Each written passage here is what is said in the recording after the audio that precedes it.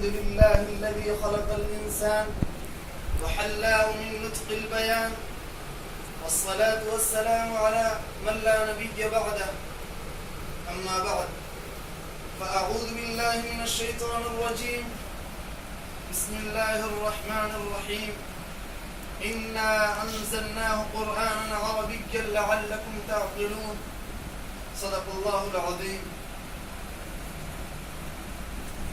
يا زملائي، إننا نشكر الله عز وجل على أنه أتاح لنا فرصة ذهبية لتعلم اللغة العربية، كما نشكر المعهد الإسلامي العلمي على أنهم ركزوا جهودهم كلها لتعليمنا اللغة العربية، وأهل هذه الجامعة على أنهم هيئوا كل شيء نحتاج إليه في تعلم اللغة العربية.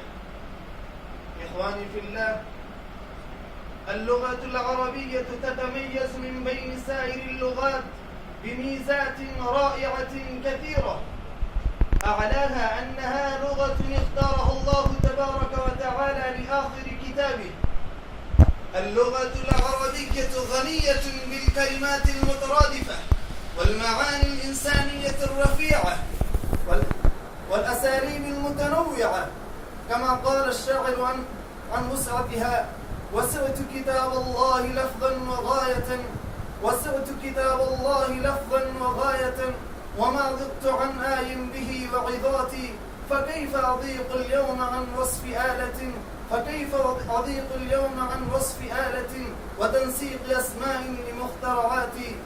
لها جمال في المظهر ونظم في الأصوات وعذوبة في النطق، كما قيل عنها: أنا البحر في أحشائه الدر كامن، أنا البحر في أحشائه الدر كامن، فهل سألوا الغواص عن صدفاتي، لكنها تعد في لغات صعبة بسوء حظ. يا زملائي، نحن طلاب، وقد اجتمعنا هاهنا لتعلم اللغة العربية فقط.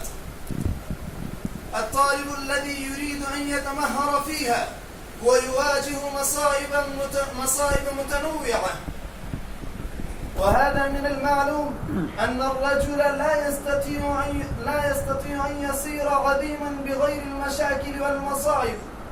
حتى في بعض المواقع يعاني المصائب والمشاكل والعوائق التي تهين طموحه وهمته العالية. نعم، قد واجهت الأمرين في تعلمها قبل الالتحاق بهذه الدورة. الأول،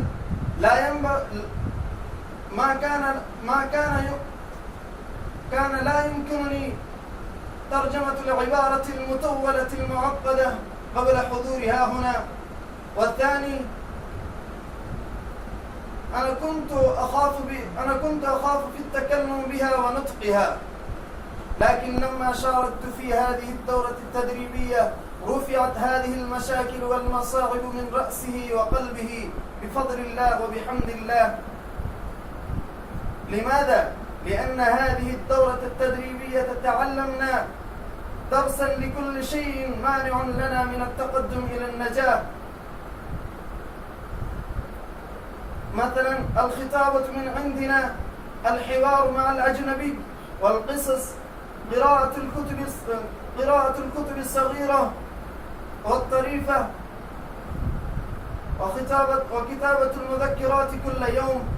هذه الأعمال التي تدافع الإنسان إلى النجاح. أكتفي بهذه الكلمات.